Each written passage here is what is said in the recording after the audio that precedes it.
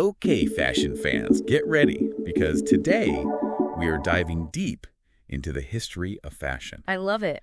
A journey through time. I like it. Yes, a journey through time. And, you might think fashion is just about, like, the latest trends, but it's so much more than that. It absolutely is. It really is a window into the past. Mm-hmm. It's about culture. It's about society. Absolutely. It's even about global power dynamics, believe it or not. 100%. Yeah. So to kick things off, let's rewind all the way back to ancient Egypt. Okay. Now we're talking scorching deserts, blazing sun. Yeah. You would think comfort would be like the #1 priority, right? I think you would think that, yeah. Right. But you'd be wrong. Okay, so tell me more, because this book really emphasizes that even back then, clothing served many different purposes. Absolutely. It wasn't just about, like, protecting yourself from the elements, Oh, right? no. It was about expressing your beliefs, your status, Great. even, like, warding off bad vibes, which I find fascinating. 100%. Yeah. And speaking of warding off bad vibes, we have to talk about kohl eyeliner, Oh, yes. which, I mean, Classic. it makes your eyes pop for sure, Mhm. but the Egyptians used it to reduce glare from the sun, Practical. and because they believed it protected them from the evil eye. Right. Exactly. I mean, can you believe that? I mean, it's fascinating, isn't it, how those two things kind of come together? It is. The superstitious and then also the practical. Yeah, and that's what I love about this whole topic is that, like, every fashion choice has a hidden story, right? It really does. There's a reason behind it. Yeah. So, okay, let's fast forward now to ancient Greece. Okay. They were all about that draped, flowing look. Right. 100%. Yeah. Think of those statues with the elegant robes. Exactly. Yeah. The text mentions the chiton and the peplos. Yes. Can you kind of break those down for us? Yes. So the chiton, essentially, it was a flowing rectangle, usually of linen, and it would be expertly draped and fastened at the shoulders, creating those graceful folds that we see on all of the statues. Okay. And then the peplos was very similar, but larger and often worn over the chiton. Got it. So they're using these simple rectangles of fabric Yes. to create these really stunning, flowing garments. 100%. Yeah. And it really speaks to their craftsmanship. Right. It must have taken serious skill. Oh, absolutely. And you know that draping wasn't just about practicality. Oh, yeah. It was about highlighting the beauty of the human form, which was really central to their whole aesthetic. Interesting. And, we still see that Grecian drape today. Oh, yeah. Like flowing gowns and draped tops, that timeless elegance. Well, it never goes out of style. Never goes out of style. Okay, get ready for some serious power dressing now, because Yeah. we're entering the Roman Empire, Okay. where your outfit basically screamed your status. Yeah. Right? It's so true. Like, tell me about that, because I find this so fascinating. It's so interesting, isn't it? Because, the Romans really were masters at using clothing to communicate social hierarchy. And the right outfit could, open doors or get you ignored. Right, exactly. It was that important. Huge deal. Yeah. And the toga, the text puts a lot of emphasis on the toga. Yeah. It wasn't just a piece of cloth. It was a statement piece. It was a statement like, I am a Roman citizen. It does seem like... Practicality started to sort of creep in as their empire expanded. I think so, yeah. Right. Yeah. They started wearing closed-toe shoes Yeah. and tunics with sleeves. Well, yeah, can you imagine? I know, right? Like, going into battle Yeah, in sandals and a toga, Right. they needed to adapt. exactly. But I think what remained a constant was that obsession with status. That makes sense, right? Yeah, Like, clothes are a way to show off your wealth absolutely. and your power. And speaking of showing off, this book mentions the color purple. Ooh, And apparently that dye was more expensive than gold. it was, yeah. Like, more expensive than gold. It was because it came from a very specific type of sea snail. Really? And it was incredibly laborious and costly to produce. Wow. So if you saw someone rocking a purple toga, you knew they were at the top of the Roman food chain. Right. So it was like the ancient Roman equivalent of, like, a designer handbag today. Exactly. Like, you knew they had money if they were rocking the purple. Exactly. That's amazing. Yeah, it was a status symbol like no other. Wow. It just goes to show how much we can learn about a society just by looking at what they wore. But we are going to move on now to a period where fashion gets a global makeover. So get ready for the Middle Ages, where East meets West on the runway of history. All right, let's do it. The Middle Ages, it often gets kind of this bad rep right? Yeah. For being this, like, dark period. Right. But when it comes to fashion, it was actually a time of incredible cultural fusion. Really? It really was. Yeah. Like, Okay. think of it as the original melting pot of style. Okay, I'm intrigued. Yeah. So where do we begin? Well, we have to talk about the Byzantine Empire, Okay. which, honestly, they don't always get their due. Right. But they were a cultural powerhouse. Okay. And they were seriously ahead of the game in terms of fashion. Okay, so give me the details. All right. What did this Byzantine style actually look like? So imagine this, right? Okay. Richly colored silks, intricate embroideries, and jewels everywhere. Okay, this sounds opulent. Oh, it was, yeah. Very over the top. The Byzantine court spared no expense when it came to fashion. Yeah. And they had this thing called the loros, Okay. which was this long jeweled scarf that was worn by, like, the elite. Okay. And then they had the stemma, Okay. which was essentially a crown, but it was really like a masterpiece made of gold and pearls. So we're talking like next level bling here. Oh, absolutely, yeah. Wow, they weren't messing around. No, they weren't. But, okay, so how did this Byzantine style influence the rest of Europe? Right. It's not like people were, like, hopping on planes back then. Well, that's true. Right. That's true, but fashion has always been a traveler, even before modern transportation. That's a good point. Yeah, and one word, the Crusades. Now, obviously, the Crusades were a time of conflict, Right. but they also led to this incredible cultural exchange, Right. with soldiers coming back from the Middle East and bringing with them new ideas, fabrics, and styles. Right. And the book mentioned that soldiers brought back those lighter fabrics from the East, Exactly. which I'm sure was a welcome change I'm sure, yeah. from all that, like, heavy wool. Yeah. And what about those cool turbans? Yes. I love a good turban. Turbans, new draping techniques, even those pointed shoes called poulaines, which Yeah. became all the rage. Oh, yeah, poulaines, they're very pointy. Very pointy. Yeah. Very, very pointy. But, yeah, it all just speaks to how fashion can be influenced by sort of these unexpected sources, you know? Yeah, even, like, war. Even war, yeah. Right. Okay, so we've got cultural exchange happening. New fabrics are coming in from the East.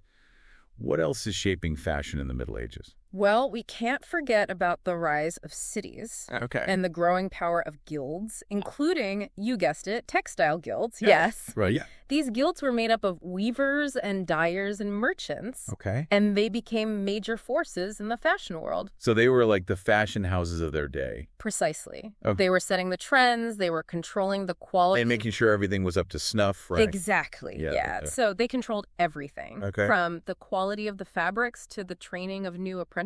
Oh, wow. And they were instrumental in, developing new techniques and innovations. So not just stylish, but innovative, too. Exactly. Okay. Yeah. But, okay, what about those crazy late Gothic styles that I've seen in paintings? Yes. The, like, towering hats and ridiculously long sleeves. Yes, so extra, right. They are a lot. But I kind of love it. I know. They're pretty great. The late Gothic period, it was all about the drama, like pushing those boundaries. And making a statement. 100%. Okay. Yeah, and those towering hennons that you mentioned. And the hennons. So imagine these, like, pointed hats, sometimes even draped with sheer fabric, Right. reaching heights that would make, like, a modern-day fascinator look tame. I know. Could you imagine trying to, like, navigate a crowded room with one of those? I know, right? Talk about a statement. Yeah, exactly. But the sleeves... Oh, yes, the sleeves. I know, we're talking sleeves so long they could trail on the ground. Oh, my gosh. Sometimes they even had buttons on them for, like, practicality. Right. But, I mean, I use that term loosely. I would imagine, yeah. Because, I mean, how practical can you really be with a sleeve that's that long? Right. Exactly. But, yeah, those extravagant styles, that was a way for people, especially women, to express themselves and even challenge those social norms. So it was almost like fashion as a form of rebellion. 100%. And there were actually laws passed trying to control how much fabric people could use. Really? Yeah, and what they could wear, like sumptuary laws, they were called. Wow. So they were really trying to, like, crack down They were, yeah. on those fashion statements. Yeah. Wow. But as with many fashion rules, people found creative ways to kind of, like, bend or even break them. I love that, though. Fashion is a form of rebellion. It's a theme that pops up again and again. Over and over. Throughout history, right. So true. But we're going to move on now from the drama of the late Middle Ages to a period of rebirth and revolution. the Renaissance. Okay. And I have a feeling fashion is about to get a whole lot more interesting. Oh, Okay, so we've gone from the blinged-out Byzantines to those rebellious headdresses. talk about a fashion evolution. It really is incredible. But now we're stepping into the Renaissance, Okay. a period known for its art, its innovations, Yes. and it seems its incredible fashion sense. Absolutely. So tell me about this. How did the Renaissance kind of reshape the fashion game? Well, I think the Renaissance was really this time of immense change, Right. rediscovering classical art and learning. And fashion was totally caught up in that wave of new ideas. Okay. We see a real move away from the extravagance of the late Middle Ages, with those crazy sleeves, Yeah. and towards a more refined, Okay. dare I say, structured silhouette. Structure. Okay, tell me more about that. All right, so for women, it was all about those beautifully fitted bodices, often with that V-shaped waistline, Right. and those full flowing skirts that really emphasize the hips. So a bit of a departure from those long flowing gowns of the Middle Ages. Definitely, yeah. And what about those corsets that the book talks about? Were they back in style? They were, yes. Corsets made a reappearance in the Renaissance, though maybe not quite as constricting as they would become in later centuries. Right, right. They were more about just creating a smooth, sculpted line under those very elaborate gowns. Got it. So it sounds like there was a lot of attention to detail in Renaissance fashion. Yeah, absolutely, yeah. More so than we've seen in some of these earlier periods. Yeah, and a lot of that comes down to just the incredible craftsmanship of the time, Right. This was the era of master tailors and seamstresses, Okay. and also the rise of those powerful textile guilds. Right. We were talking about those yes. in the last section. Sure. They were really like the fashion police back then. They were, weren't they? Right. Yeah. Making sure everything was up to snuff. Exactly. Yeah. They controlled everything from the quality of the fabrics to the training of new apprentices. Wow. They really wanted to make sure that everybody was kind of up to their standards. Right. And it sounds like they were really instrumental in developing new techniques and innovations. Oh, absolutely. Yeah. Because the text also mentioned the invention of the loom, Yes. which revolutionized textile production. Yeah, hugely important. Yeah. So not just stylish, but innovative too. Exactly. Which I love. And what about those luxurious fabrics? Yes. That I always associate with the Renaissance. Of course, yeah. What were they rocking back then? Okay, so think velvet, brocade, and of course silk. Yes, the silk. The silk, yes, trade with the East continued to flourish during this time, Right. bringing in those very coveted silks from China and beyond. It's very nice, very nice. And Italy, particularly cities like Florence and Venice, Okay. became major centers for textile production. So they were the fashion capitals of their day. They really were. So if you wanted to be on trend, Italy was the place to be. Got it. Got it. So it sounds like, we were talking about a lot of luxury fabrics. Yeah. Expert craftsmanship. Was this a period where fashion was only for the wealthy elite? That's a good question, and while it's true that the most elaborate and expensive fashions were definitely reserved for the upper classes, Of course. even the growing middle class was finding ways to kind of express themselves through clothing. Okay. So they might not have had those luxurious silks, Right. but they could still participate in the trends. Okay, so it's all about kind of finding ways to make the look your own, even if you're on a budget. Exactly. Yeah, I think that's a really good point. Which I think a lot of us can relate to. Absolutely. But we have one more era to explore, and it's a big one. The Victorian era, known for its propriety, its revolutions, Yes. and of course its corsets. Of course, we can't forget about those. We cannot forget about the A corset. very important part of the Victorian silhouette. Right, so set the scene for us. All right. What are we wearing as we step into the Victorian era? Well, for women, the silhouette is still all about that tiny waist, Yeah. emphasized by, you guessed it, a corset. Of course. And these corsets were seriously cinched. Oh, bet. Yeah, and then a full bell-shaped skirt that flowed from the hips. Okay. It was both kind of restrictive and romantic, Right. Yeah. reflecting, I think, those societal expectations of women at the time. Yeah, and I've tried on a corset, and let's just say I have a newfound appreciation for comfortable clothing. I can imagine. Yeah, but tell me more about this, bell-shaped skirt. Yes. What was going on there? Well, initially it was all about the crinoline, Right. which was this large dome-shaped structure Oh. made of hoops or stiff fabric that women wore under their skirts to create that voluminous silhouette. Okay, so can you imagine trying to navigate a doorway? Or, like, just exist in the world with one of those. I know, right? It just sounds like a recipe for disaster. And some seriously bruised shins, I would think. Yes, definitely.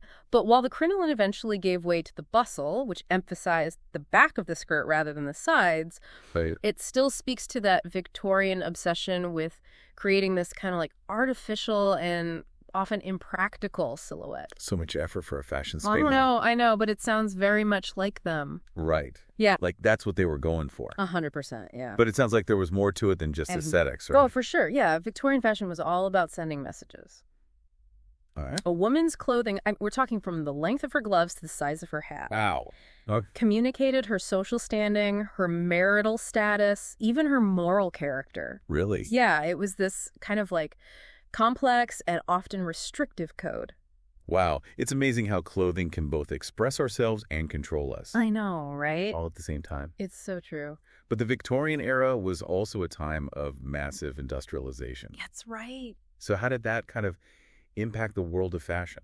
Well, that's a great question. And the Industrial Revolution led to some, like, pretty incredible advancements in textile production. Yeah. We're talking power looms, sewing machines, even new synthetic dyes, like mauve. Wait, mauve was a synthetic dye. It was, yeah. I had no idea. Yeah, it was a brand new color. Wow. And it became incredibly popular thanks in part to Queen Victoria herself. Oh, really? Yeah, she wore a mauve gown to her daughter's wedding. Oh, wow. So even royalty was rocking the latest fashion tech. Oh, absolutely, yeah. I mean, she really set the trends. That's amazing. But all of these advancements must have made fashion more accessible, right? Absolutely. So mass production meant that clothing could be made more quickly and cheaply. Okay. So it was available to a much wider range of people. Got it. So it wasn't just for the elite anymore. Exactly. And with the rise of department stores, shopping for the latest fashions became a leisure activity. Okay. Not just this, like necessity. Wow. So it really is like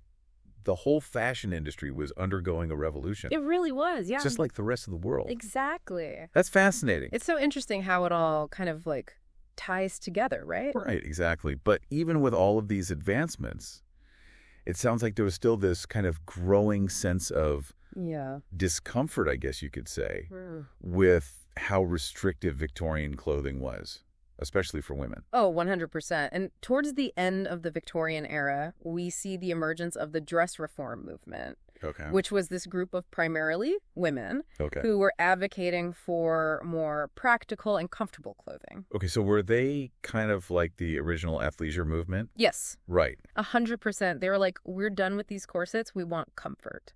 Yes, exactly. Give me the comfort. And like less restrictive clothing. Yeah, exactly. Okay, I love it. And, while the dress reform movement faced a lot of resistance, I'm sure. they really did, yeah, because, change can be scary for people. Right, exactly. But they really paved the way for those dramatic changes in women's fashion that we see in the 20th century. So they were really ahead of their time. They really were, and it's just a reminder that fashion, even at its most restrictive, can be a catalyst for change. Wow. We have covered so much ground today, from the practical linen of ancient Egypt A lot of ground. to the opulent courts of the Byzantine Empire. The bling. All the bling. So much bling. Right. From the rebellious styles of the late Middle Ages to the corset-clad Victorians. It's quite a journey.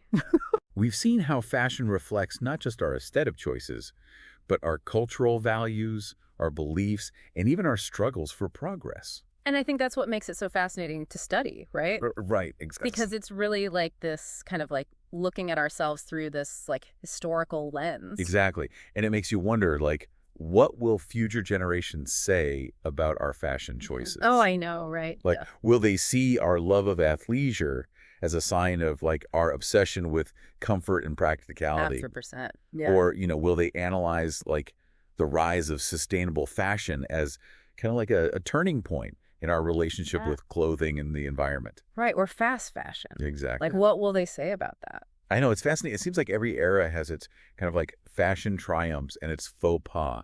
But one thing's for sure, fashion is never just about the clothes. Never. It's a reflection of who we are as a society. And that, my friend, is something worth thinking about.